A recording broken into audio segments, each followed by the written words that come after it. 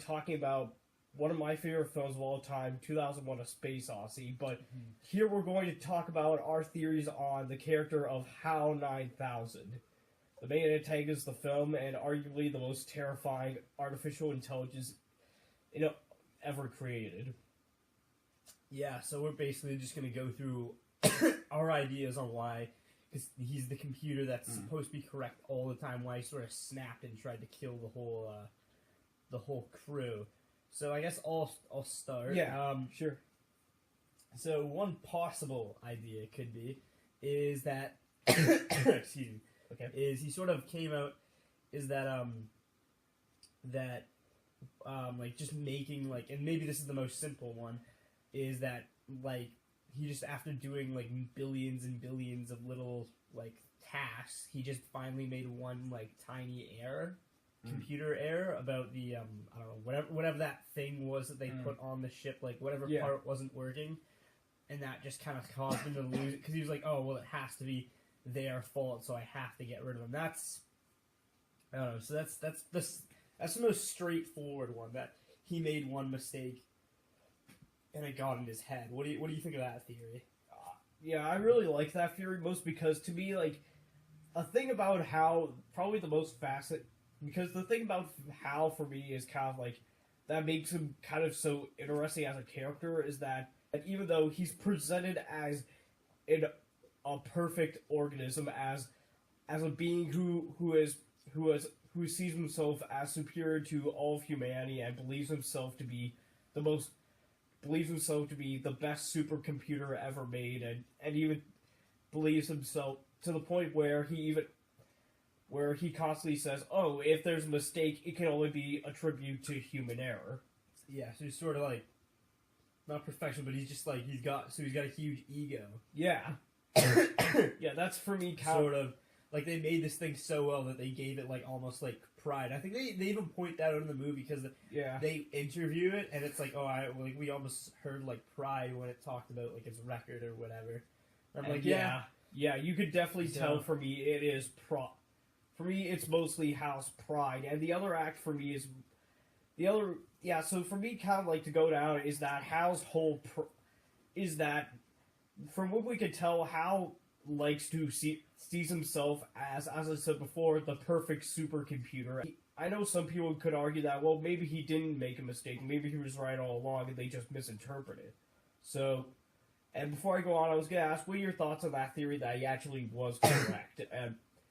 And so we're doing another theory that we're going to that it was the other. Well, there's more than one. I have another one. I have another one too after that. But so you're saying that he was right, and that the other Hal-9000 computer was wrong, or the part just wasn't working and they didn't realize it? Maybe it was like, well, some people kind of theorize that maybe the part it wasn't working, so there was.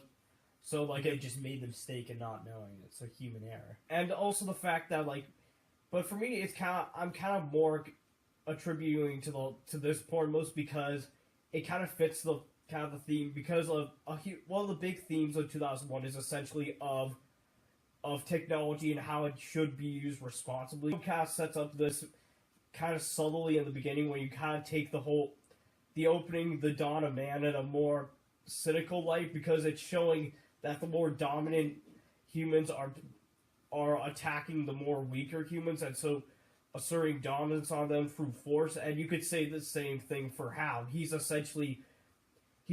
product of technology who's using it to his own selfish means. Yeah, you can definitely see that as sort of just they were making the mistake. It's kind of like the control freak thing. Since these people messed up ruining his perfect mission, and like how he set everything, because you kind of have to, I know he's like not a real person, but he has to be a control freak to be able to do all of those things. Like, he literally set up life support for 4 people. He was doing all of those different things, and he was be able to focus in on everybody to like read their lips in that one scene where they're talking about how they might have to unplug him. Yeah, I'd say that was definitely like, it definitely makes a lot of sense that he could be the control freak, is sort of that. If you think that that's where he snapped, that he was fine up until that point, and then once he made the mistake, he snapped there, makes a lot of sense. Because it kind of everything drops pretty quickly after that too. Yeah, He starts killing people and listening conversations and shutting stuff off and quoting music. You know, like that's when. So it drops pretty quickly. So and you could argue it could and be to the that. point where, like, at the end, to the point where, for me, kind of, there's three defining character traits for Hal: his overconfidence, his utter disregard for human life. Yeah, he just Because, like, which is showed perfectly when he decides to kill the majority of the crew without a second thought. Like, he just pushes Frank into space. It's more so like, excuse me. It almost seems like a calculation to him rather than a decision. So that's how it could fit that, like, maybe he never made the mistake. Is that, like, so it was more so a calculation. Oh, well, since I'm fine, these people aren't. I have to go get rid of them. So this theory does make sense for that anyway. You were saying. And also the fact how at the end, Hal tries to manipulate Dave one last time by saying, it's not my fault, Dave. I know things haven't been working, but maybe we could go back. We could talk things out. You could take a stress pill, and we could go back to the way things were. And maybe I'm just malfunctioning. So do you think Hal is genuine, or do you think, like, he's basically just? Honestly, I think this is my next theory. I mean, if you think that he just kind of he never malfunctioned and this is just his reaction to the human error, then he is not. Then obviously he's not being genuine. He's saying, "Oh no," because they give him human traits, so he has the human trait of being, like, untrue or whatever. If you think he did make the slight error after the billions and trillions of small tasks, then he is malfunctioning. He just kind of, like, once he was actually about to get unplugged, or when he was finally getting unplugged, he realized, oh, I'm getting like, you know, or, you know, he lost the things that were able to keep him lying instead. So he was like, oh, sorry, I didn't, you know, like, I finally stopped to work. Like, I just made one mistake and started to malfunction. That's all. But here's comes, I think, the last theory is, instead of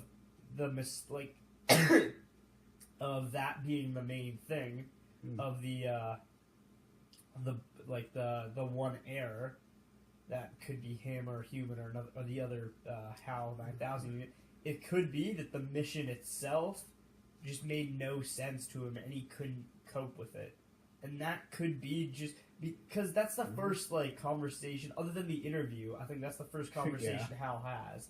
Is he says, Dave, like, you know, like, this mission doesn't make any sense. We're just going to Jupiter after. So, because they don't know about the monolith either, which would only make it more weird. But, like, you know, that 4 people are coming with them and they're all trained separately and no one really knows what's going on. And, like, you know, for someone who's supposed to know everything and never make a mistake or anything, like, that huge gap of uncertainty just makes no sense for him. And it just probably drove him to snap. So instead of the one error being the big thing that started all, maybe it was just the first sign of him starting to just lose, like, the ability to cope with it. Because what was his plan after he kills everyone? What was he gonna do?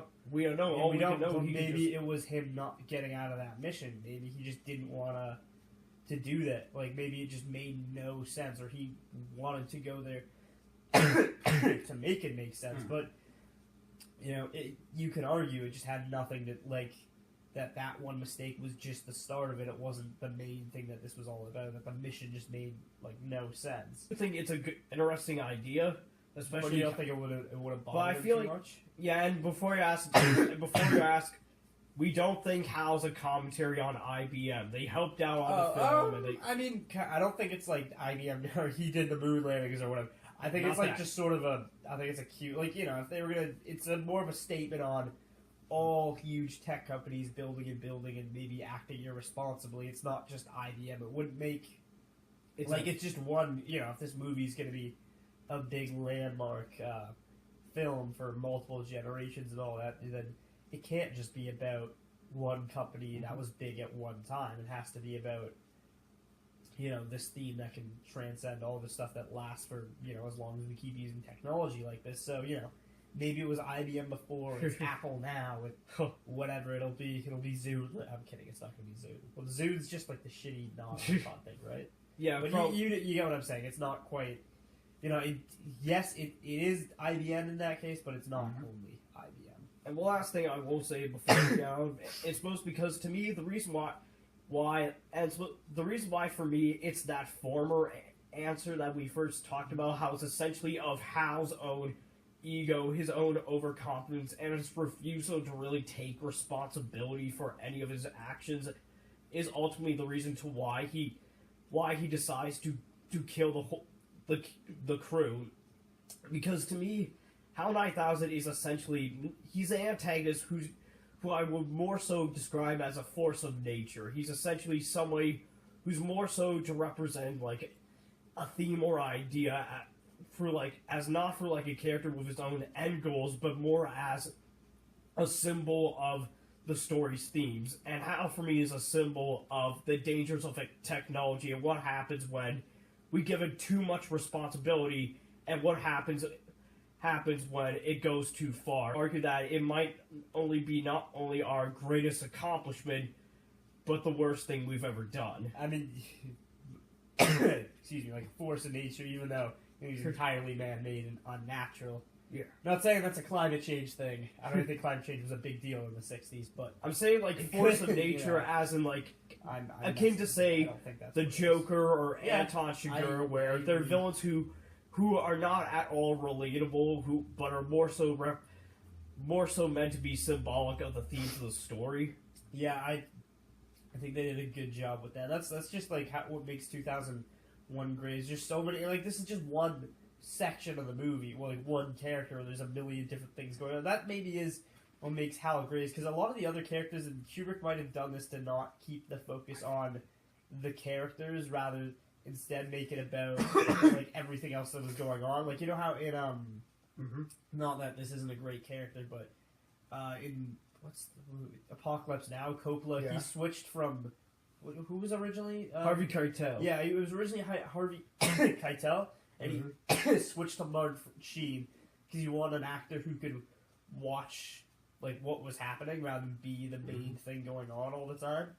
And not that Martin Sheen's character wasn't great, but every now and then the focus had to not be on him, and I think maybe that's why here that's sort of what Kubrick did with a lot of his characters. But you can argue that's what makes Hal great, is he's the one thing, like the one real character in the entire it's movie. Most because, everybody else is just there. Because even though he is the character who you could argue has kind of the most personality and human traits, what makes him so scary is that even though he does have human traits, it's the absolute worst traits you could imagine, which makes him not only one of the best villains in all cinema, but also one of the most terrifying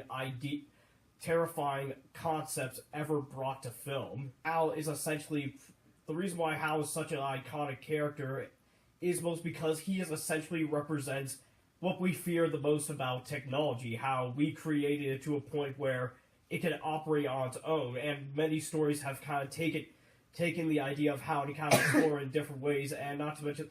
So I'm just gonna leave off by saying Hal-9000, whatever your interpretation is an iconic villain who will haunt us for generations to come.